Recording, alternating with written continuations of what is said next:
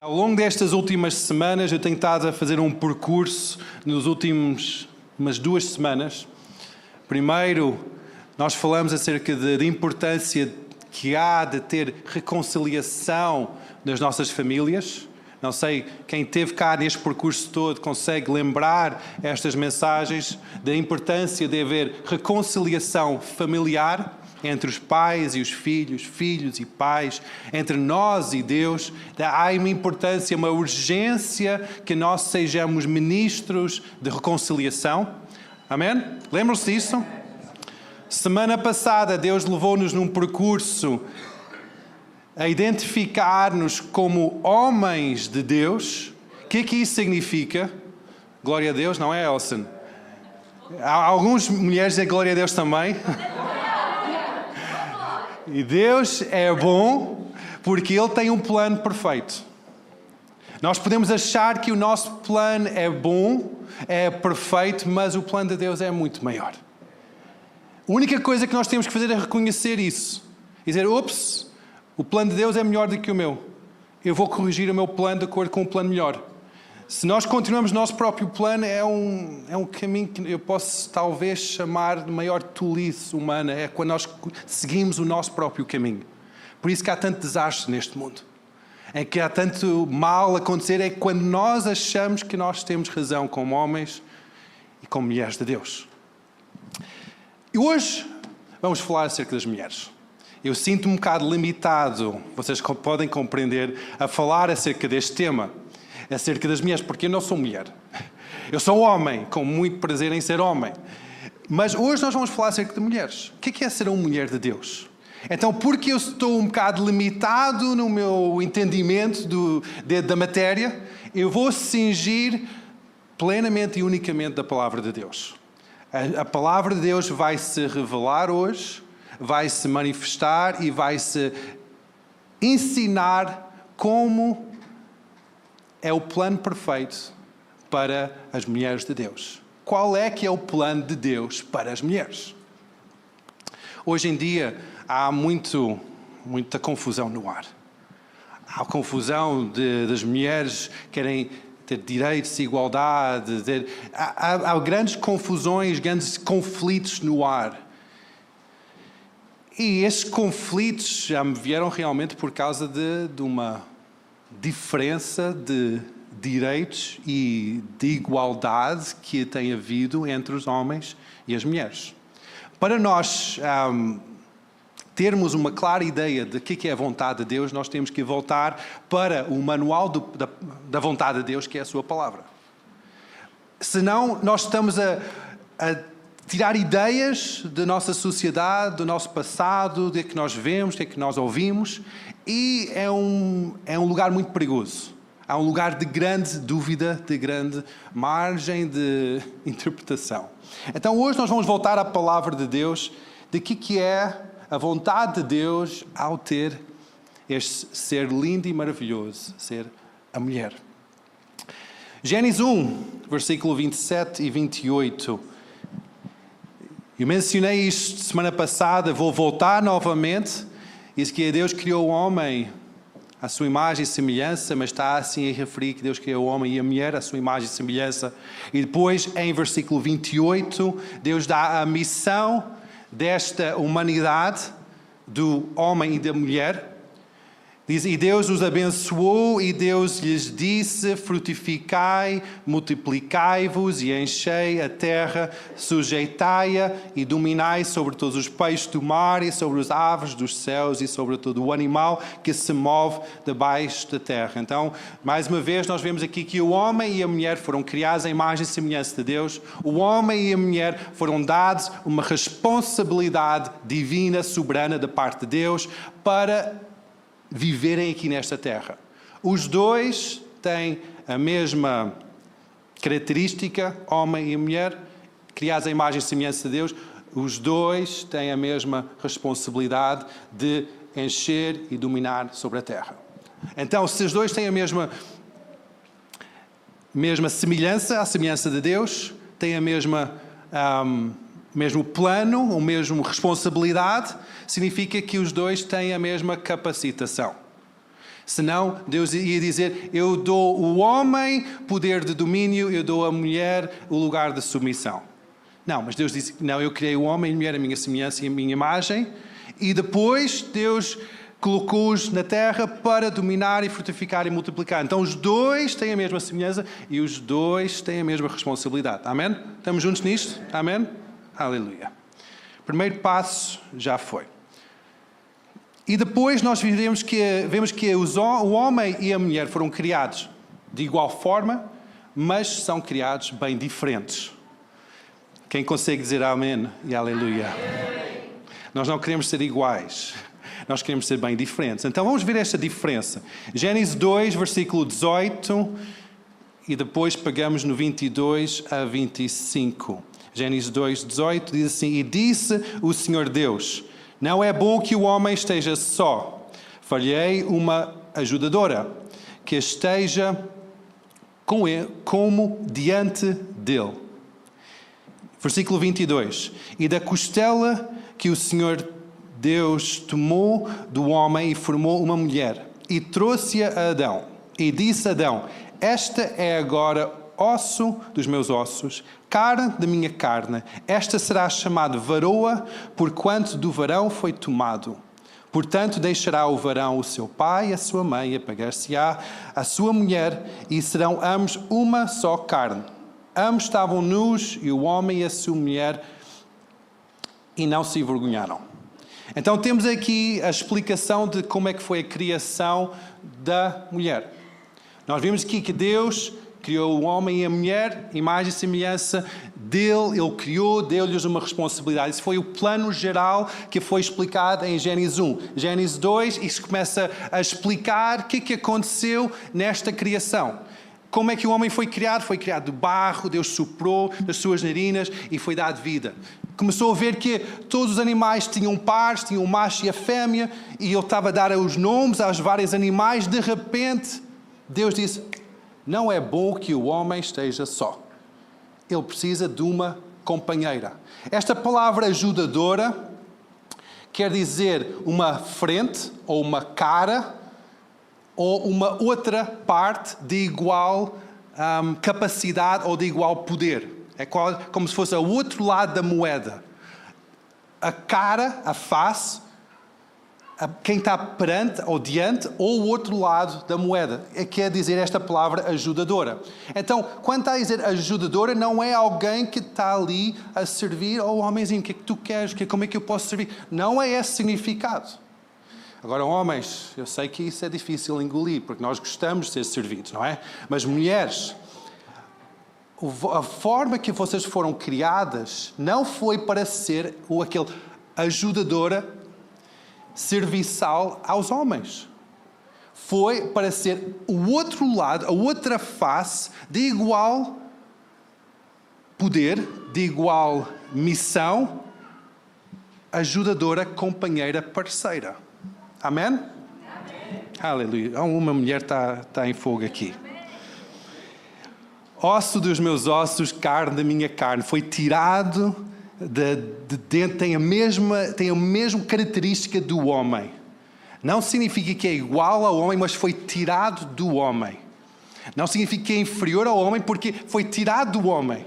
Quando tu tens um dedo, só porque é mais pequeno do que a mão, significa que é inferior em poder ou importância? É? É inferior em tamanho, mas experimenta tirar aquele dedo. Faz falta. Faz falta o dedo. Então, só porque é diferente, não significa que é menos importante. Seguindo em frente.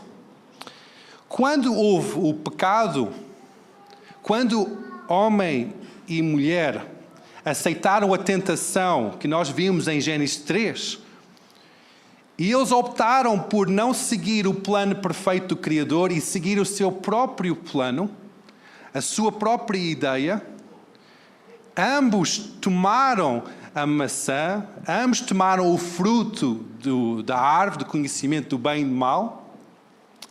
Nós vemos que, por causa desse desvio do plano perfeito do Criador, começou a haver um plano desviado, um plano horrível, um plano que levou à queda da humanidade.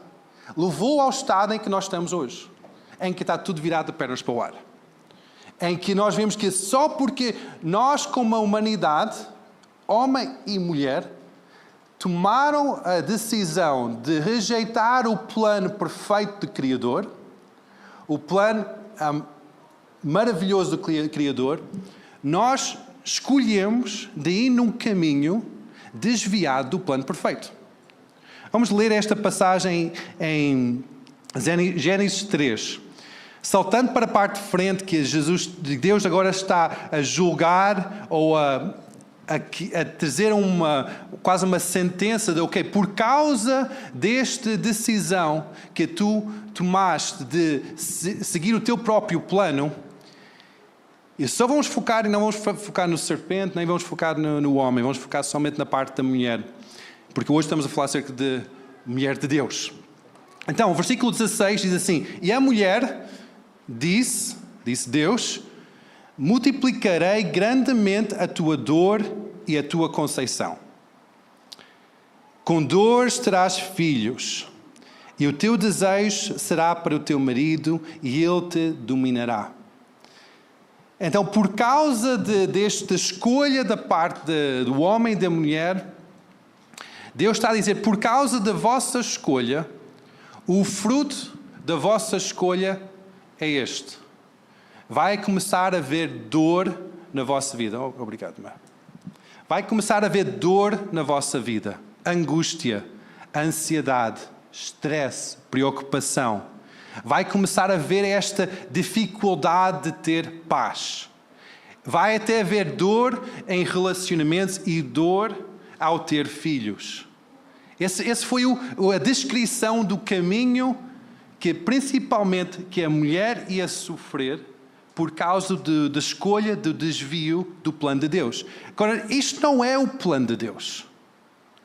Isto é o fruto da escolha errada da humanidade. O plano de Deus é que não haja dor. Amém? O plano de Deus é que não haja tristeza. Amém? O plano de Deus é que mesmo ao ter filhos não haja dor. Imagine isso. Se isso foi o plano de Deus, então, mulheres, vocês passaram por grandes dores ao ter filhos. Imagina, se não houvesse pecado, se não houvesse pecado inicial, primordial, não havia dor ao ter filhos. Porque isso veio por causa da escolha de um desvio do plano original. A ansiedade, a preocupação. E depois há aqui esta outra parte, que é, o teu desejo será para o teu marido, e ele te dominará. E há esta dependência que nós vemos, há esta talvez uma fraqueza sobre as mulheres. Mas se a primeira parte não é o plano de Deus, então também a segunda parte não é o plano de Deus. Amém? Então a subjugação da mulher não é o plano de Deus. Se a primeira parte de não haver dor, não haver ansiedade, não haver preocupação, não é o plano de Deus, então também a subjugação masculina sobre as mulheres não é o plano de Deus. Não é o plano de Deus. Porque está aqui a dizer que isso foi reflexo da má escolha da humanidade logo no início. Infelizmente, agora eu vou andar assim em terra minada. Infelizmente, na igreja, também temos visto essa subjugação da parte das mulheres. Agora ficou esse silêncio. E até há movimentos no seio da igreja que agarrem versículos bíblicos como bandeira para defender a subjugação da mulher na igreja. Mas se a mulher foi criada à imagem e semelhança de Deus, foi criada com a mesma responsabilidade divina dada por Deus, tendo o mesmo poder que o homem tem, quem somos nós de trazer subjugação sobre as filhas de Deus? Então vamos lá explicar. Eu só vou agarrar em 2 textos que normalmente são usados, textos bíblicos que normalmente são usados para defender esta subjugação da mulher na igreja. A subjugação talvez é uma palavra muito forte. Essa limitação do florescimento das mulheres na igreja. Normalmente usam vários versículos, mas eu só vou focar em 2 versículos hoje, para demonstrar que talvez estes versículos estão a ser mal interpretados. Quando nós interpretamos a Bíblia, nós temos que ver sempre que a Bíblia é inspirada por Deus, dada a homens de várias culturas, de várias profissões, de várias educações diferentes, e aquela palavra é dada por Deus e depois, ao escrever, aquilo vem com algum filtro humano, não é? Todos os autores de todos os livros da Bíblia são homens. Não houve uma autora, mulher, que escreveu nenhum livro da Bíblia. Então, logo ali há um filtro. Quando nós vemos como é que Mateus descreve Jesus, é completamente diferente da forma que João descreve a mesma pessoa. Por causa do filtro cultural, filtro educativo, filtro profissional que Mateus tem. Ele recebe uma revelação do Espírito Santo acerca da vida de Jesus, olha para Jesus, porque é um evangelho chama ocular, um evangelho que é alguém que viu Jesus e escreveu, mas depois passa por um filtro humano. Então nós temos que tomar isso em conta quando nós lemos textos bíblicos. Outra coisa que nós temos que tomar em conta é a cultura em que aquele texto foi escrito. Como é que aquele texto insere naquela cultura, naquela época? Também nós temos que analisar, quando nós estamos a analisar versículos bíblicos, o texto antes, os versículos antes e os versículos depois. Temos que também ver como é que esse versículo não é um versículo isolado, mas é um versículo que tem um contexto. Também nós temos que ver que aquele versículo, aquele contexto, está inserido num contexto maior. Até tem referências em outros lados da Bíblia, que nós chamamos as referências cruzadas, de que aquele versículo liga com outros lados, porque toda a Bíblia complementa-se a si própria. Então, quando nós estamos a agarrar num versículo, nós temos que ter muita atenção como é que nós agarramos naquele versículo e defendemos uma posição sobre aquele versículo. E também, muitas vezes, especialmente quando se refere a cartas escritas por apóstolo Paulo, também por apóstolo Pedro e apóstolo João, quando foram escritas cartas unilaterais. O que é que isso quer dizer? É que, imagina que tu estás ao telefone e tu estás a falar com alguém. E a minha esposa está ao meu lado e ela ouve coisas que, eu começo a falar de uma certa forma ao telefone. Ela pode achar que eu estou a chatear ou estou a ir, mas ela não sabe o que é que está a passar no auscultador, o que é que eu estou a ouvir. Ela não sabe o outro lado da conversa. Ela só sabe o que é que eu estou a falar. Quando nós agarramos em cartas direcionadas a certas igrejas, o que é que essas cartas são? São revelação de Deus, dado ao apóstolo Paulo, passando pelos filtros que o apóstolo Paulo tem, para uma igreja que está a passar por certas situações, certos problemas, talvez, em que nós vemos a conversa de Paulo para essa igreja, mas nós não vemos a carta ao contrário. Não há nenhuma carta dos Coríntios ou dos Romanos para Paulo. Há a carta de Paulo para os Coríntios. Ok? Conseguem entender? Então temos que entender todo o contexto à volta de um versículo bíblico antes de tornar aquilo como uma posição da nossa vida, algo que nós defendemos. Senão podemos estar a ver a coisa de um ângulo um bocado diferente. Então vamos iniciar com Efésios 5.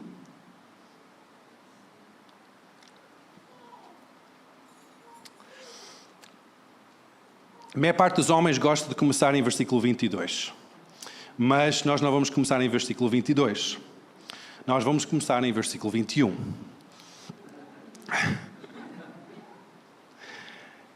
Porque o versículo 21 é a chave para todo o resto. Diz assim: sujeitando-vos uns aos outros no temor de Deus. Vós, mulheres, sujeitai-vos aos vossos maridos, como ao Senhor.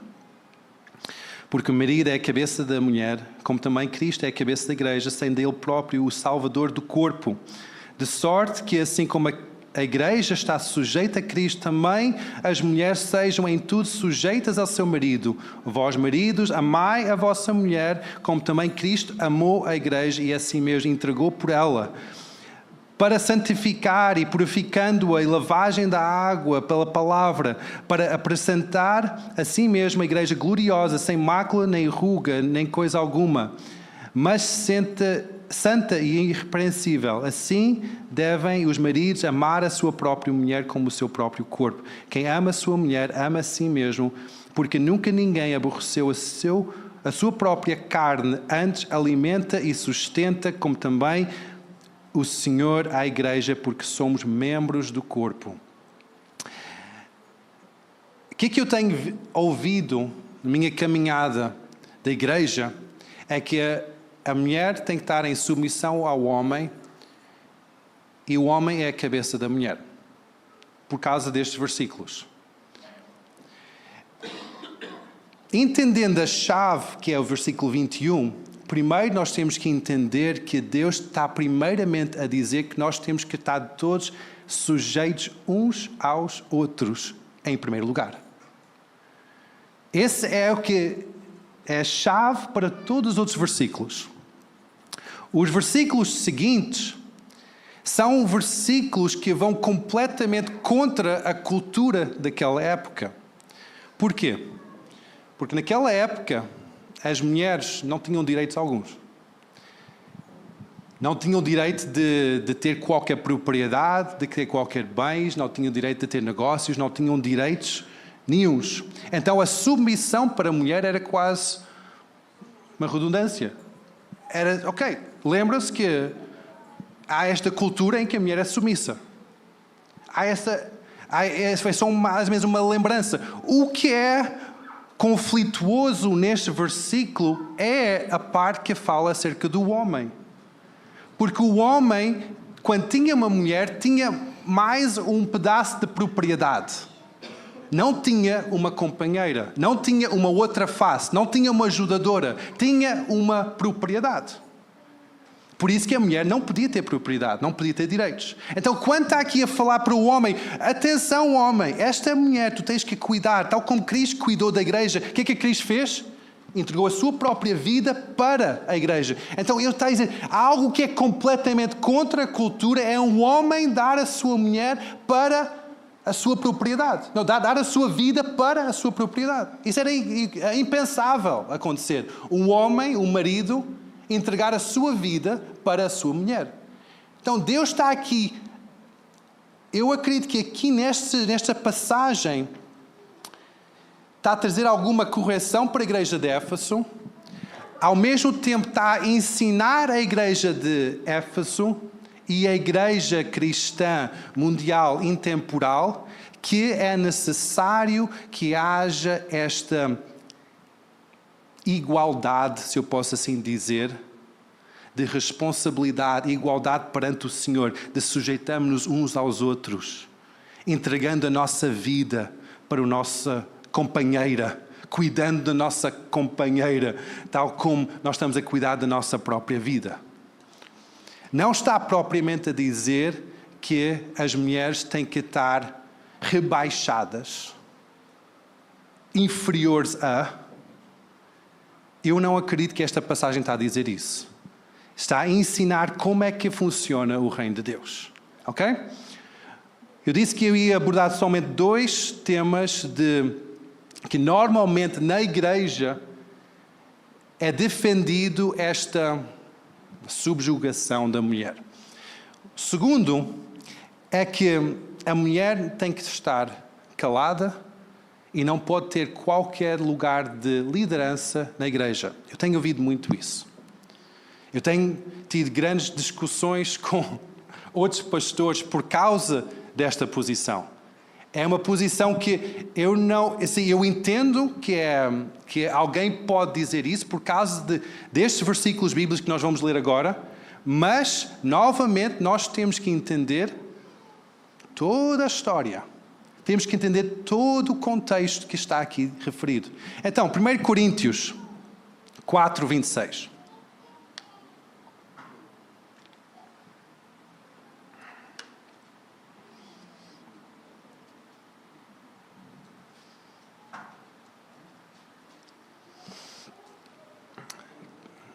Que fareis, pois, irmãos, quando vos ajuntais?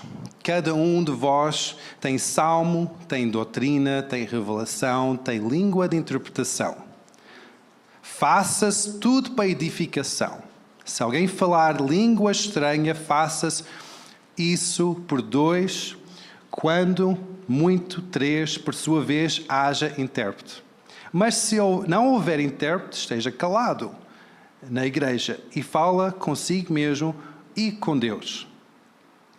Falem 2 ou 3 profetas e os outros julguem. Mas se a outro estiver assentado, foi revelado alguma coisa, cala-se o primeiro. Porque todos podereis profetizar um depois dos outros, para que todos aprendam e todos sejam consolados.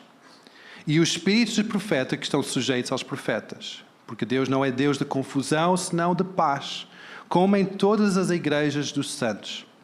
As mulheres estejam caladas na igreja, porque lhes não é permitido falar. Mas estejam sujeitas, como também ordena a lei. E se querem aprender alguma coisa, interroguem em casa os seus próprios maridos. Porque é indecente que as mulheres falem na igreja. Porventura saiu dentro de vós a palavra de Deus? Ou veio ela somente para vós? Se alguém cuida de ser profeta ou espiritual, reconhece as coisas que vos escrevo, são mandamentos do Senhor. Mas se alguém ignora isto, que ignora. Portanto, irmãos, procurai com zelo profetizar e não proibais falar línguas. Mas faça-se tudo decentemente e com ordem. Agora, se nós agarramos neste versículo e se nós dizemos, por causa deste versículo, Paulo é tão claro que a mulher tem que estar calada, não pode manifestar a sua voz na igreja. Então eu pergunto-me, porquê que o apóstolo Paulo tinha tantas mulheres à sua volta que eram fundamentais na edificação da igreja e da obra de Deus? Havia apóstolas, havia diaconisas na primeira igreja, havia profetas, havia pastoras, havia mestres da palavra. Se isso acontecia em todo o mundo conhecido, por causa do ensinamento e da influência que Paulo estava a ter nas igrejas, então por que ele ia escrever isto no livro de Coríntios? Ele está a contradizer tudo que ele já edificou? Isto parece muito confuso. Isso parece que ele está a abordar um tema de como ter ordem num culto que estava desordenado, que estava confuso. Ele está a falar especificamente para uma igreja, para uma situação em concreto, para uma situação que precisava de uma orientação. Ao meu ver, dado a tudo que eu já falei antes, dado o contexto geral, dada a cultura geral, em que naquela altura A igreja cristã era completamente contra a cultura. Eles estavam inseridos no Império Romano que não havia igrejas. Havia cultos a deuses, principalmente ao imperador. E depois vem a cultura judaica que tinha cultos religiosos, mas naqueles cultos religiosos as mulheres não eram permitidas a entrar dentro do templo. Não eram permitidas a celebrar o culto em conjunto com o seu marido. Não era proibido, não era permitido isso. Então, quando a igreja surge, homens começam a aceitar Jesus como seu Senhor e Salvador, mulheres começam a aceitar Jesus como seu e Salvador, começam a ver que isto não faz sentido nenhum, nós estamos separados. Nós estamos em oração em conjunto, vamos estar em conjunto. Quando Pedro estava preso, o anjo do Senhor veio, libertou a Pedro. A igreja estava reunida em oração. Ok? Era só homens. Por quê? Porque quem atendeu a porta não era um homem, era uma mulher. Então aquela reunião de oração não era só para homens, era uma reunião de oração mista. Se nas primeiras semanas, primeiro ano da igreja, já havia essa mistura, então aqui, ao dizer que as mulheres têm que estar caladas numa celebração religiosa, eu acho, por mim, e aqui que eu entendo por este texto, é que isso foi uma correção pontual sobre uma situação que estava em desordem. Ok? Então, se nós vemos que as mulheres eram tão importantes, são tão importantes para Deus, eram tão importantes para Paulo, nesta situação que nós falamos da igreja, vamos só realçar a importância que a mulher tem na Bíblia. Primeiro, Eva, a mãe de toda a humanidade. Focamos muitas vezes somente na queda de Eva, na situação em que Eva deu asa à tentação, caiu em tentação, mas o homem também caiu em tentação. Eva foi abençoada por Deus, sendo mãe de toda a humanidade. Logo a seguir, Sara, mulher da fé. Nós focamos muito em Abraão, o pai da fé, mas a mãe da fé estava ao seu lado. A Bíblia fala que ela é a mulher de fé. Rebeca, o exemplo da obediência, esperou para cumprimento da palavra de Deus. Raquel, exemplo de paciência, mesmo quando Jacó tinha que esperar 7 anos a mais, estava ali a cumprir a palavra de Deus. Joquebed, talvez muita gente não sabe quem é que é Joquebed, a mãe de Moisés, acreditou que Deus tinha um plano para Moisés e queria ousadamente desafiar Faraó e salvar Moisés, que salvou em torno de todo o povo de Israel. Raabe, nós conhecíamos a Raabe ser a prostituta, mas a Raabe está na linhagem do próprio Jesus, porque ela teve uma visão que ela tinha que alinhar com o propósito de Deus, para ver o propósito de Deus realizado através da sua vida. Débora, primeira juíza e guerreira. Mas as mulheres não podem, têm que ficar em casa, não podem agarrar na arma, não podem ser Mas a Bíblia explica claramente que Débora era uma juíza. Então, ela fazia juízo entre conflitos que envolviam homens, não era somente crianças, não era somente entre mulheres, era na nação de Israel, então entre tribos, entre povos diferentes. Débora era uma juíza. Muitas vezes hoje em dia é ensinado que como a mulher não pode ter cargo de liderança na igreja, pode somente ensinar crianças. Por isso que muitas vezes há muitas mulheres no ministério infantil e não há mulheres pastoras. Por causa desse engano. Mas nós vemos que a própria Débora foi usada como uma juíza numa nação, resolvendo casos entre homens, mulheres, tribos inteiros. Então nós temos que ver se talvez nós estamos a construir algo que ainda está desviado. Ana, mãe de Samuel, mulher consagrada a Deus, intercessora, clamar pela salvação e a provisão de Deus. Ruth, mulher poderosa de Deus, linhagem de Jesus, mas não era do povo de Israel. Mas dizia, eu vou ficar ao pé da minha sogra, eu vou estar aqui, eu vou ser fiel. Exemplo de fidelidade.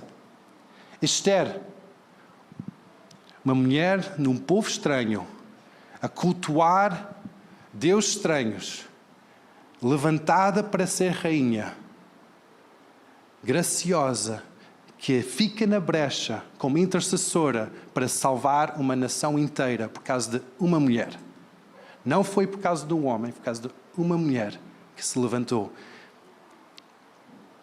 Depois de ir para o Novo Testamento, começamos logo com Maria. Mulher que o anjo disse, graciosa és tu. Mulher cheia de graça, que deu à luz ao Salvador, que cuidou do Salvador ao longo de 30 anos da sua vida, antes da sua morte. Mulher de exemplo, Maria Madalena. Mulher que estava grata. A Marta. A Maria de Betânia. Nós vimos que ela derramou o perfume sobre os pés de Jesus, uma adoradora. E depois na igreja nós podemos dizer, mas isso é só até a igreja, mas depois a igreja não menciona mulheres. Mas como eu disse antes, para a igreja primitiva as mulheres eram fundamentais. E não eram somente para servir, era para também ter cargos de liderança dentro da igreja. Nós vemos o exemplo da Priscila, que diz que a Priscila era mestre da palavra, ensinou os outros a palavra de Deus. Depois vimos aqui Dorcas, que era mulher de negócios. Então vimos aqui que a mulher tinha negócios na primeira igreja, tinha bens. Mesmo era contra a cultura que as mulheres naquela altura não eram permitidas a ter bens nem negócios. Depois temos aqui a Fíbe, que era a diaconisa, e a Júnia, que era apóstola. Sim, isto está tudo explicado na palavra de Deus. Que a mulher tinha, quando a Bíblia foi escrita, lugares de referência, lugares de evidência. Então, se nós, homens, como eu falei semana passada, temos que tomar o nosso lugar, nós temos que fazer lugar também para que as mulheres tomem o seu lugar. Porque as mulheres, nesta geração, são extremamente necessárias. Não somente para, como nós homens, para ser o exemplo para esta nova geração, de não entrar em violência, não entrar em desvios do plano de Deus, mas para também cuidar desta nova geração que está a levantar, ensinar as mulheres mais jovens como serem mulheres de Deus. Amém? Então, se nós vemos estes exemplos na palavra de Deus, de mulheres de Deus, eu também tenho ouvido que eu não assumo o meu lugar ou o meu papel de mulher, de ministério, porque ainda não foi me dado lugar para tal. Ainda não foi dado a autorização ou o pedido ainda não foi feito. Eu tenho ouvido muito esta desculpa em termos das mulheres não assumirem o seu lugar, tanto ministerialmente, como também nas suas famílias, como mulher de Deus, porque o meu marido tem que dar autorização para fazer. O meu pastor tem que dar autorização para fazer. Mas, na minha leitura da palavra, quando eu leio Mateus 28, versículo 19, é que todos nós sabemos que isto é a grande comissão dos seguidores de Jesus. Nesta grande comissão, eu não vejo qualquer tipo de referência a dizer, vocês homens comecem a fazer isto e depois vocês homens têm que dar autorização e convidar as mulheres para também fazer igual forma. Eu não vejo isso. Podem pôr Mateus 28, versículo 19, se faz favor.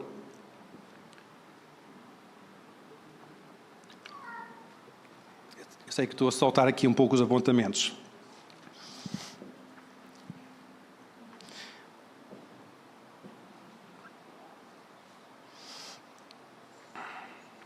Mateus 28, 19. Conseguem pôr? Porque eu acho que nós precisamos de ler isto em conjunto. 28, 19. Já está? Então, portanto, ide e fazei discípulos de todas as nações, batizando-os em nome dos Pai, Filho e do Espírito Santo, ensinando-os a guardar todas as coisas que eu vos tenho mandado. Eis aqui que estou convosco todos os dias, até a consumação dos séculos. Amém. Eu não vejo isto no masculino, eu vejo isto assim no plural. Ok? Eu não vejo que Deus está a dizer, homens, vão à frente, ser tu líder, e depois convida as mulheres para fazer parte, se houver um lugarzinho para elas ocupar. Mas infelizmente, na igreja nós temos estado a ver esse tipo de, talvez não verbalizado, mas atitude latente no nosso coração. É dizer, nós temos que fazer porque nós somos os homens. Mas aqui a responsabilidade está sobre toda a humanidade, todos os seguidores de Deus. Tal como a responsabilidade sobre a humanidade de ir, multiplicai-vos e sujeitei a terra, é sobre o homem e a mulher de igual forma, porque ambos têm o mesmo poder, têm a mesma responsabilidade.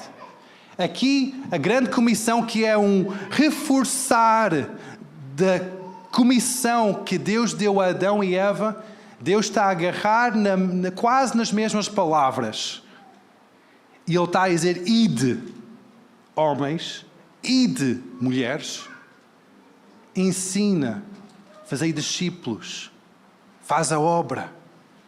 Então, tanto o homem como a mulher têm uma responsabilidade e não é necessário pedir permissão para cumprir essa responsabilidade. Porque se Deus Altíssimo dá esta comissão sobre todos os seus seguidores, não somente Ele dá uma ordem, mas com essa ordem vem o seu poder, a sua capacitação.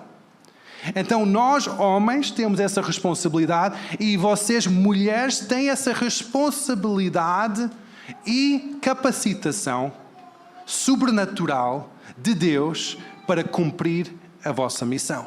Amém? Aleluia. Assim, há mais de que 100 anos, 150 relativamente anos, em que nós temos ouvido muito falar destes direitos de igualdade entre os homens e as mulheres. Assim, nos Estados Unidos houve uma grande revolta, trazendo esse entendimento, é necessário haver direitos de igualdade. E nós podemos dizer, ok, todo mundo depois veio atrás disso, trazendo os direitos de igualdade das mulheres perante os homens. Mas estes direitos iguais já vinha desde o início da criação. Já vinha, Deus já tinha explicado isso. Mesmo na lei, Ele já tinha explicado que era necessário haver direitos, que a mulher tinha direito sobre o seu próprio corpo, sobre o seu ventre, não o homem. Eu explico isso em Salmos, em Deuteronômio fala acerca da mulher tinha direito de vestir-se de diferente forma de que a forma que o homem veste. Não tem que ser igual, não deve ser igual. Em Deuteronômio a lei fala acerca disso, que há uma diferença, há uma forma diferente de agir. Até fala acerca do direito de desenvolver negócios, o direito de serem tratados com justiça, de terem propriedades, educação, até de casar com quem queriam casar, dentro das normas de Deus. Se na palavra de Deus, desde o início, fala acerca dos direitos que a mulher tem, quando nós dizemos que, ok, Jesus, quando ofereceu a si próprio e na cruz ele diz que está consumado, e depois ele agarra nessa autoridade que foi dada pelo Senhor para esse momento da cruz, depois de ressurreto, ele diz, toda a autoridade nos céus e na terra é me dada, por isso, ide pelas nações. O que é que ele está aqui a fazer? Ele está a libertar a humanidade masculina e a humanidade feminina da prisão do pecado, do desvio do plano de Deus. Em outras palavras, ele está a dizer, Por causa desta obra que eu estou a realizar na cruz, ao aceitarem-me como Senhor e Salvador, vocês estão a entrar num novo caminho de restauração de todas as coisas, em que realmente nós podemos dizer que o céu invade a terra. E qual é esse modelo do céu que invade a terra? Não é um modelo em que a mulher está subjugada, mas é o modelo em que nós vivemos no início da criação. No início, que Deus criou o homem e a mulher à sua imagem e semelhança, e deu-lhes responsabilidade, deu-lhes tarefas, deu-lhes poder, em que ambos eram iguais, mas diferentes. Quando há essa restauração de todas as coisas, nós somos confrontados com a cultura celestial numa mentalidade humana, em que muitas vezes nós agarramos em certos versículos, certos chavões, para defender posições que não são de acordo com o plano inicial do Criador. Nós temos que voltar ao plano de Deus. Tanto homens, nós temos que voltar ao plano de Deus, tal como eu ensinei semana passada, em que é um desafio forte para a minha vida e para a vossa vida. Mas mulheres têm que voltar para o plano de Deus. O plano e o chamado e a responsabilidade que Deus colocou sobre a vossa vida, sendo mulheres de Deus. Deus deu-vos a autoridade, o chamado, a responsabilidade e também o poder. Só porque a palavra diz que vocês são vasos mais fracos, não significa que são vasos de menos valor. Nós podemos ter um vaso de plástico, ou podemos ter um vaso de vidro. É mais fácil partir um vaso de vidro do que um vaso de plástico. O que é mais fraco? Um vaso de vidro? Sim, porque parte-se mais facilmente. O que é mais valioso? De vidro. O que tem que ser estimado com mais cuidado? De vidro. Quando a palavra diz que vocês são vasos mais fracos, não significa que são vasos inferiores, de menos qualidade, de menos importância. Não. Está a dizer que vocês têm que ser estimados de uma forma mais cuidadosa, porque são mais frágeis. E essa é a grande responsabilidade que nós temos como homens. Também é a grande responsabilidade de vocês como mulheres. De valorizar o de bom que vocês têm. Criadas à imagem e semelhança do Altíssimo. Capazes de ser mães de uma geração. Referências para mulheres mais jovens. Por causa da forma que vocês veem o mundo, agem, falem, como é que vocês são, é um exemplo. Então isso é aquela transformação que tem que acontecer na nossa identidade. Aleluia. Muitas vezes as mulheres ficam num modo de sobrevivência até que qualquer coisa vai mudar. Nós homens também passamos por isso. Nós homens também temos sonhos, temos desejos, temos ambição e muitas vezes nós entramos em modo de sobrevivência, mas o modo de sobrevivência do homem é ligeiramente diferente do modo de sobrevivência da mulher. Mas ambos não estão a cumprir o seu propósito. Tal como nós falamos semana passada, nós homens temos que nos despertar